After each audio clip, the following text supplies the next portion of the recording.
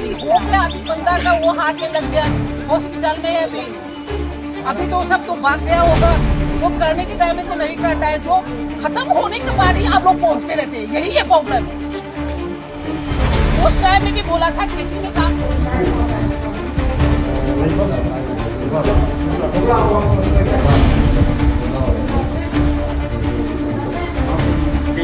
मैत्री समुदाय के लोग जो वहाँ पे खुद का खेत है, खेती बाड़ी है, आप लोग भी वही खाते हैं ना, तो वो वहाँ पे अपने खेत पे जाके काम करने जा रहे हैं। और वो जो कुकी मिले थे ना, वो लोग गोलीबारी कर रहे हैं। आप लोग उन लोगों को क्यों उत्तर नहीं, जवाब नहीं देते? और जो मासूम हम लोग का जो आम आदमी है, उन लोग को क्यों तकलीफ देते हैं? आप लोग को कुछ दिखाई नहीं देता है क्या वहाँ पे? आप लोग को किसके लिए वहाँ पे प्रोटेक्शन के लिए लगे? आप लोग रह के भी वहाँ पे प्रोटेक्शन नहीं हो रहा है, मैत्री लोगों को वहाँ पे अटैक हो रहा है। तो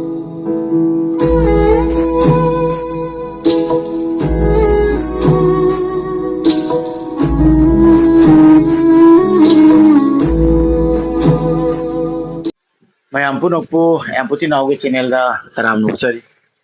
mayam ngarang gi thawdok ado tabadi yam nungaite ngarang uji yam kanna mai yori ko topic nyai tare akoi gi phubla da isa gi lawda suri ngai da an amada no man baru pan bai ja masi isa gi iramdam da akoi je kaita safety le kya je khanga bane aduna ai di khanbada nungaite isana jo chalu banina akoi gi manipur da अखोगी Meitei दा तारिब अवाबा अदुगा अखोइना मैतई ना ngasi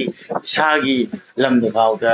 चत्तना अखोइना हिंगोन कोइबा ngमक्तबा Assam सोलकपा अदुगा central government ना Moina दे मोइदा दि कैमते तौदबा अखोइ Meitei gi मथा मथांग दा येसिनबा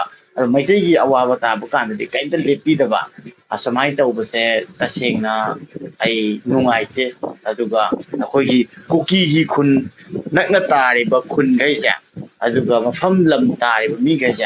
अखोगी मैतई इसिनाव अखोगी बाइबु सिंगे मोई खनबदा तसेंगना नुंगाइते high तारे अदुगा असिदे हेना अखोई अतै खनिंगाइ लेते हाइ तारे असुकी मतिक फतबा आइदि कैमता पीस पामदबा शांति पामदबा नोगी कुकी मिलिटेंट सिंगे कई कमाइना हाइदोनो खंद्रे नोई असुकी मतिक फत्ते हाबदा कैमता खंजद्रबा चमचमद्रबा लौमी अहंदुबु नोइना मदुदबु नुमाइ कापा ngamido कई कानो फंगदोनो अमता हायो कैमता कानानिंगाइ लेते नोइ तविदो करिगिनो सुमाइ तविसे नोइना साइ थोपा नुवाइना इंतम लैयो अखोइ जो अखोइ थोपा इंतम लैजगे हाइबसे सिदैदिगा नोइना करिगिनो सुजाम फत्रिसे कुकी हाइबा जातिसे तसेंगना हाइ कांदा आई समाइना याम तिगांगिंगदबनि अदुबु आइजे शांतिसे लागदी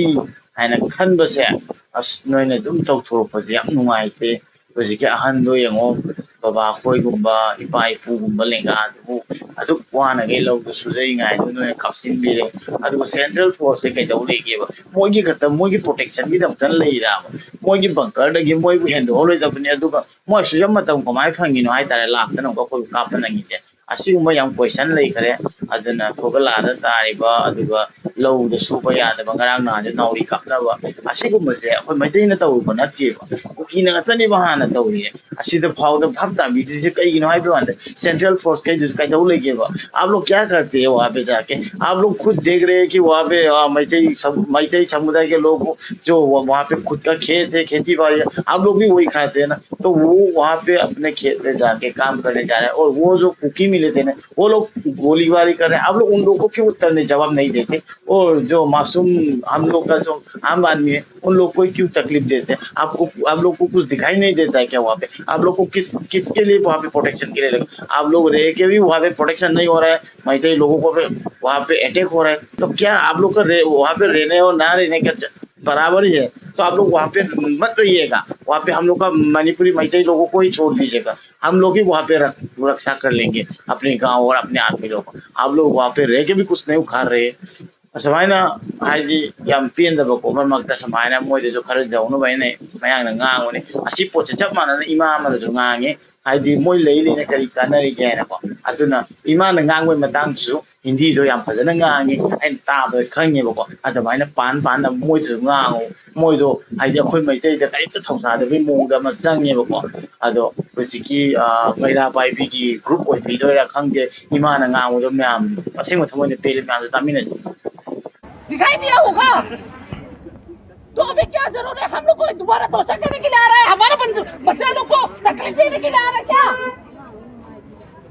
नहीं, ऐसा नहीं होना चाहिए। हर जगह होते रहते। दिल्ली को उस दिन भी बात किया था, उसने बताया था वो यूनिट कैंप कमांडर का उसका प्रॉब्लम है तो उसको पनिशमेंट दे दो, मैंने बोल दिया था। तो मैंने बोला था हर जगह को ऐसा नहीं होना चाहिए। हर जगह क्यों? जो आप लोग कमांडर सर रिक्वेस्ट करके अभी जाइए जाइए जल्दी से जाइए आप लोग। हमारा कोई फायदा नहीं है। आप लोग कर दिया है, सारा कुछ कर दिया है। राशन डाला का है।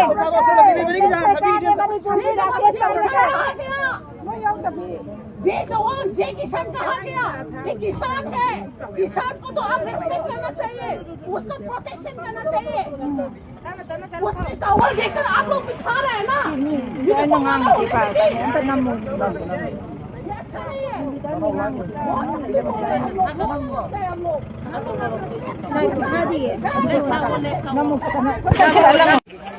ये देखो उस तरफ इस तरफ मत जाइए, इस तरफ मत जाइए, उस तरफ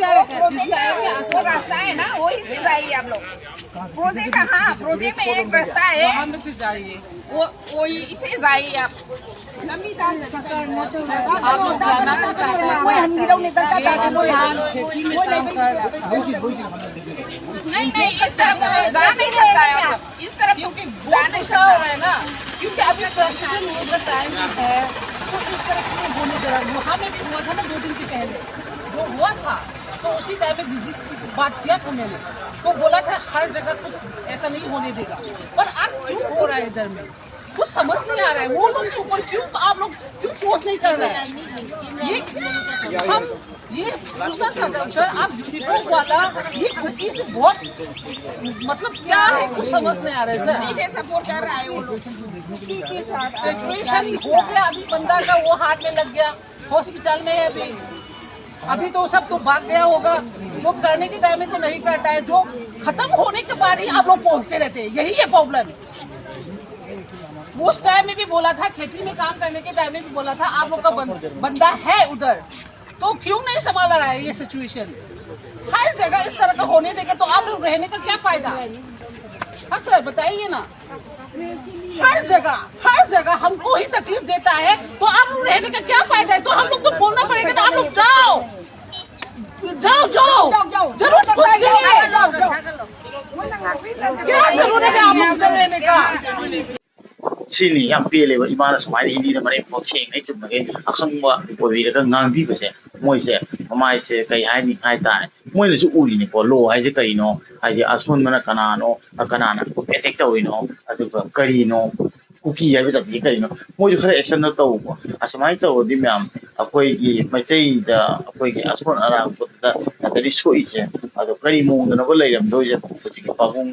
aduga laiba aduga low income sugi du be sin naw myam de karam kana ya sa no me ingre ja akoi kai do do na bas de ga central force ka government force kana jing bidra ga bu akoi na prajana kai do do no akoi pulai pai bro akoi pulai je pai de pun ke do do ba adana yam nuai te ngara ni thau do adu dei du video mathang theng na pa mo na nuai ka bai ta ne ko si jina aina adum mai di sa gi aina su chat bari na manipur da adum iwa ba bong ci nào sinh khăn mà đó mấy cái mô rồi vậy là yam ngoài ai ta để khơi dàn thì sản thì vậy đó không bằng gì aduga center lake suy hay những cái bảo cái khơi cái PM rồi một tí bảo cái bảo cái làm thì asi kari no ai gian men ta thì yam ngoài ai ta adu mìnhต้องcó PR role thấm thấm nó smart sport ta đi chi bu đấy cái cây mông đó hình cái máy nó ngoài tôi làm ta biểu này làm gì bằng cái lối sinh nhẹ để cái gì tôi chỉ nằm qua mà thằng smart nào cũng cặp xin về đấy 시다고 이사기 로우 파우더 카우보야들 비거리노 좀 보시면 아주 저 거기 잘 한다 근데 뭐 이제 보이지 어쩌면 아이 그생나 아이 마치 뭐 우리 번이나 아이 이들 세저리 번이나 거아 아이나 시다 누아이나 레이부터 아나 마치 봄거나 every 봄도 레이가나 누아이 레이부터 그 누아이 밤에 아주 소마이 떠오르거지 누아이 밤 순간 강와이나 갈래 아두나 거기 tăng lấy bạc cho thuê và bây giờ mình thấy dài bây giờ thì cái wow wow bây giờ thì sẽ cái đầu với UPG nó sẽ là cái này cũng như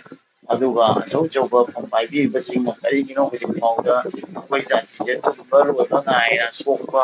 ꯍꯥꯠꯄ ꯃꯔꯨ ꯀꯥꯞꯄ ꯃꯔꯨ ꯆꯥꯕ ꯁꯤꯁꯤꯡꯁꯦ ꯑꯗꯨꯝ ꯇꯧ ꯂꯩꯗꯨꯕꯨ ꯑꯁꯨꯃꯥꯏꯅ ꯀꯌꯥꯝ ꯀꯨꯏꯐꯥꯎ ꯈꯥꯡꯈꯤꯗꯣꯏꯅꯣ ꯑꯩꯈꯣꯏꯒꯤ ꯃꯩꯇꯩ ꯀꯧꯕ ꯖꯥꯇꯤꯁꯦ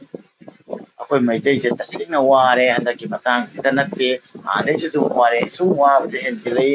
ꯑꯗꯨꯅ ꯌꯥꯝ ꯅꯨꯡꯉꯥꯏꯇꯦ ꯍꯥꯏꯕꯗꯁꯨ ꯀꯩꯝꯇ ꯎꯄꯥꯏ ꯂꯩꯇꯦ ꯑꯗꯨ ꯁꯨꯃꯥꯏꯅ ꯁꯨꯝ ꯇꯧꯔꯒꯗꯤ ꯑꯩꯈꯣꯏ ꯈꯣꯜꯂꯥꯎ ꯂꯥꯎꯗꯕ ꯁꯨꯡꯌꯥ ꯌꯥꯗꯦ ꯑꯗꯨꯅ ꯃꯌꯥꯝ ꯑꯃꯨꯛ ꯑꯩꯈꯣꯏ ꯈꯣꯜꯂꯥꯎ ꯂꯥꯎꯗꯕ ꯌꯥꯗꯦ ꯅꯠꯇ꯭ꯔꯒꯗꯤ ꯁꯨꯡꯊꯧ ꯊꯧꯁꯥꯗꯕꯩ ꯃꯑꯣꯡꯗ ꯑꯃ ꯇꯧꯔꯛꯏ ꯑꯩꯈꯣꯏꯗ ꯑꯗꯨꯝ ꯑꯋꯥꯕꯁꯦ ꯇꯥꯔꯛꯏ ꯑꯗꯨ ꯌꯥꯝ ꯊꯨꯅ ꯑꯩꯈꯣꯏꯒꯤ ꯍꯧꯖꯤꯛꯀꯤ ꯄꯥꯕꯨꯡꯅ ꯁꯣꯛꯄꯤꯔꯤꯕꯗꯣ ꯌꯥꯝ ꯊꯨꯅ ꯔꯤꯀꯣꯚꯔ ꯑꯣꯏꯕ ꯍꯥꯏꯅ ꯏꯆꯥꯅꯁꯨ ꯁꯣꯝꯗꯒꯤ ꯋꯤꯁ ꯇꯧꯖꯔꯤ ꯌꯥꯝ ꯅꯨꯡꯉꯥꯏꯇꯦ ꯑꯗꯨꯒ ꯍꯥꯏꯗꯤ ꯁꯦꯟꯇ꯭ꯔꯦꯜ ꯐꯣꯔꯁ ꯂꯩꯅꯁꯨ ꯑꯩꯈꯣꯏꯗ ꯁꯤꯀ꯭ꯌꯣꯔ ꯂꯩꯇꯕꯅꯤꯅ ꯑꯩꯈꯣꯏ ꯆꯦꯛꯁꯤꯟꯃꯤꯟꯅꯁꯤ ꯍꯥꯏꯅꯤꯡꯉꯦ ꯑꯩꯈꯣꯏꯒꯤ ꯃꯣꯏꯒꯤ ꯕꯪꯀꯔ ꯇꯥꯗ꯭ꯔꯤꯉꯩ ꯃꯅꯥꯛꯇ ꯑꯩꯈꯣꯏꯒꯤ ꯂꯧ ꯑꯣꯏꯔꯁꯨ ꯁꯨꯕ ꯀꯥꯟꯗ ꯐꯖꯅ ꯌꯦꯡꯉꯒ ꯑꯩꯈꯣꯏ ꯃꯑꯣꯡ ꯌꯦꯡꯉꯒ ꯊꯕꯛ ꯇꯧꯁꯤ ꯑꯩꯒꯤ ꯏꯆꯤꯟ ꯏꯅꯥꯎ ꯑꯩꯒꯤ ꯍꯥꯏꯗꯤ ꯄꯥꯕꯨꯡ ꯕꯥꯖꯤ ꯏꯃꯥ ꯏꯕꯦꯜ ꯑꯃꯐꯥꯎ ꯁꯣꯛꯍꯟꯅꯤꯡꯗꯦ ꯍꯥꯏꯇꯥꯔꯦ ꯑꯗꯨꯗꯨꯅ ꯑꯩꯅ ꯋꯥꯖꯕꯅꯦ